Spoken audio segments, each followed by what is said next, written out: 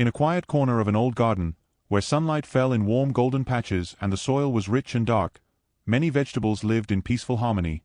Morning dew settled on leaves like tiny jewels. Bees hummed among the herbs. A stone wall, covered in soft moss, held the warmth of the afternoon sun and released it slowly into the cooling evening air. Rows of vegetables grew side by side, carrots with feathery tops, tomatoes ripening from green to red, and in one particular corner, near the kitchen door where the soil was especially fine, lived a small community of alliums: garlic, onions, shallots, and leeks. They were a close-knit family, connected by their shared nature and their pungent gifts to the world above. One afternoon, as the sun began its gentle descent, a young garlic clove stirred in the soil. It had been growing all season, gaining strength, its papery white skin becoming more defined. The garlic stretched, as much as a garlic can stretch, and felt pleased with itself. It was sharp, potent, distinctive. Gardeners spoke of its power to transform any dish. Nearby, separated by only a few inches of warm earth, an onion rested, round, layered, substantial. Its papery golden skin rustled softly whenever the breeze moved through the garden. "Good afternoon, neighbor," said the garlic, its voice carrying its characteristic sharpness. My, the air is particularly fragrant today, isn't it? I can hardly breathe for the strength of it." A butterfly passed overhead. Wind chimes drifted from beyond the garden wall. "Are you speaking of my scent, young garlic?" the onion asked, its voice warm and unhurried. The garlic shifted. "Well, one does notice certain aromas in a garden, doesn't one? Strong ones. Ones that rather announce themselves." "Ah," said the onion, with no offense or anger, only patient understanding. "You find my presence pungent." "I didn't mean," the garlic began. "It's quite all right," the onion said gently. "You're not wrong. I do have a strong scent. When I'm cut, I bring tears to eyes. When I'm cooked, I fill entire houses with my aroma. I am what I am." A bee landed on a nearby sage plant, its wings a tiny sigh. "But tell me, young garlic," the onion continued, "have you never noticed your own fragrance? Have you never considered that others might find your presence equally pronounced?" The garlic fell silent. The garden seemed to pause. The garlic started, then stopped. For the first time, it turned its awareness inward. It noticed how its own scent, sharp, distinctive, radiated from its papery skin. It remembered gardeners wrinkling their noses while planting it, how the smell lingered on their fingers, how other vegetables sometimes commented on its intensity. "Oh," said the garlic quietly. "We are cousins, you and I," the onion said warmly. "Both of us carry strong medicine in our layers. Both of us bring tears and flavor. Neither of us can claim to be subtle." The garlic felt something shift inside, not shame, but a new awareness. "I criticized you for something I myself possess," the garlic said. "I pointed at your nature while being blind to my own." "It's a common thing," the onion replied. "We see the sharp edges in others while our own edges seem normal to us. But that's the invitation, to look inward before we look outward." A cloud passed over the sun, softening the light. "I'm sorry," the garlic said. "That was unkind." "And I forgive you," said the onion. "We are all learning. That's what gardens are for, not just growing our bodies, but growing our understanding." They rested together in silence. Earthworms moved through the soil, enriching it. Tiny bacteria worked unseen, supporting roots and sustaining life. "Onion?" the garlic asked. "Yes, young friend. How did you become so wise? So patient?" The onion seemed to smile. "I've been growing longer than you. I've had more seasons to learn.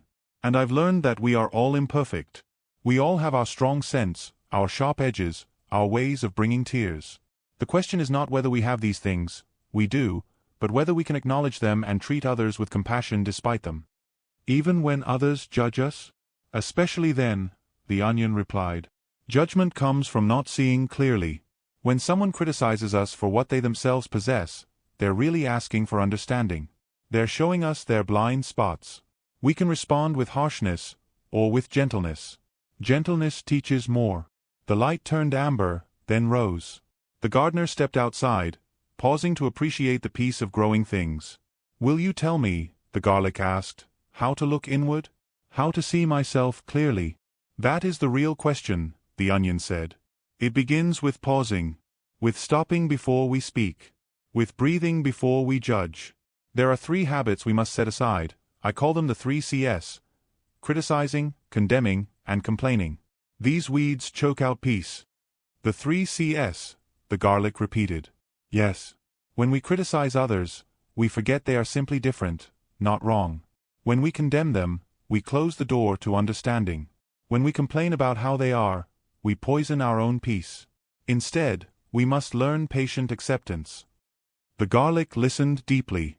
Just because someone doesn't think the way you think, or behave the way you behave, doesn't mean they are wrong, the onion continued. They are simply themselves, growing in their own way. Like how you and I are different.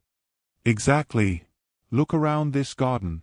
The garlic turned its awareness outward. The garden was filled with variety: tall tomatoes, low lettuce, delicate carrot fronds, bold squash leaves, whispering herbs, sturdy cabbages. We are like a tapestry of flowers, the onion said. Each bloom a different size, color, scent.